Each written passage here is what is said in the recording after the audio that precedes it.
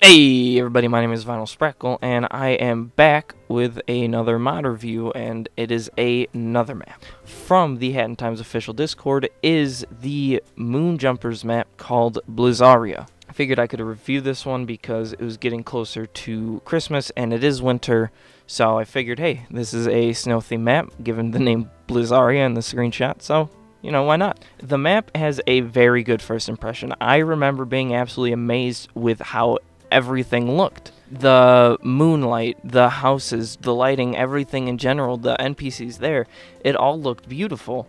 And then you were greeted by these people, and that felt honestly like a really good extra touch to the map. So you'll talk to the fire spirits, they'll tell you what you have to do, and then you'll go outside in this sort of like alley, and a fire spirit will tell you which way to go for each of the locations that you need to go to and get the key from. Dead ahead is the Dweller's Village. I believe it is to the left you have Moonjumper's house, and then to the right you have Thor's house. So the Dweller's Village is pretty basic. It's just finding 5 vault codes and unlocking a vault. It'll give you a key. The area is pretty small. It's pretty easy to find them. Thor's house is a little bit more challenging, and this has an emphasis on platforming. The floor is literally lava, and you have to do stuff like balloon parkour, which I'm not a fan of, but it actually wasn't that bad in this level. Hook shots, platforms that fall down. It's pretty basic, and it's fairly short, but it's still pretty fun to play. Now, to get the key from the Moonjumper, you have to answer some questions that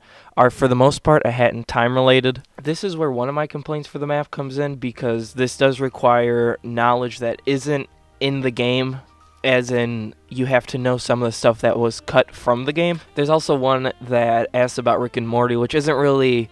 You don't need to know anything about Rick and Morty, you just kind of have to know the meme and the joke behind the question. Overall, though, the challenges that you have to go through aren't too hard, except for I think it's like 2 questions that have to do with cut content from the game that not everyone would know. I'm not gonna lie, I had to be sure, because if you get one wrong, of course you're met with death. I had to be sure on one of the questions, and I had to Google it. Turns out I was right, not bragging or anything. I would have gotten 100%.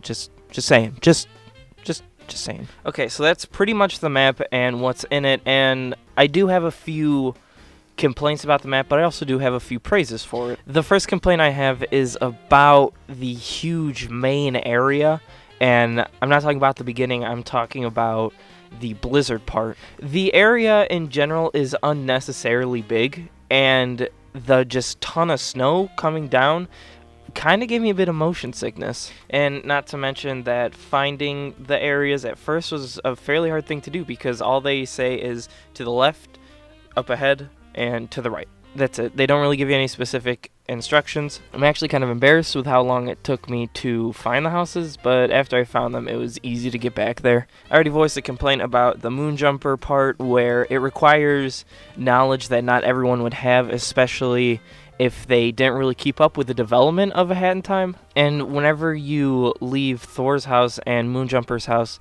it's through a door in the back, and you just end up falling through. So you have to have the badge where you don't die from fall damage, or you time your jump or dive correctly. Now, the map is creative. I did enjoy the creativity that went into it, and I did enjoy how it all looked. I did like that you had to answer questions, even if I didn't like the questions per se. I did like the mix of the challenges that you would have to go through. One was a platforming one, the other one was more of a scavenger hunt. Overall, the map is pretty good. Some of the complaints that I have, of course, being with the blizzard area, and I don't know if that's just me and me being sick, but it was kind of a huge annoying thing for me.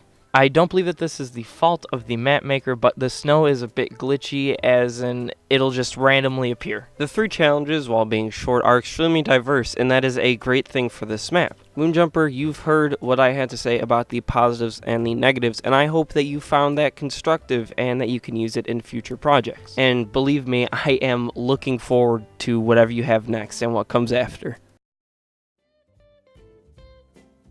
Hey everybody, Vinyl Sprackle for one more time before the video ends, wanting to wish everyone here a Merry Christmas and a Happy Holidays. And if you could be so kind as to hit the like button and maybe even consider giving me a sub for more Hat in Time mod reviews, that would be fantastic. Anyways, thank you guys so much for watching, and I will see you in the next video.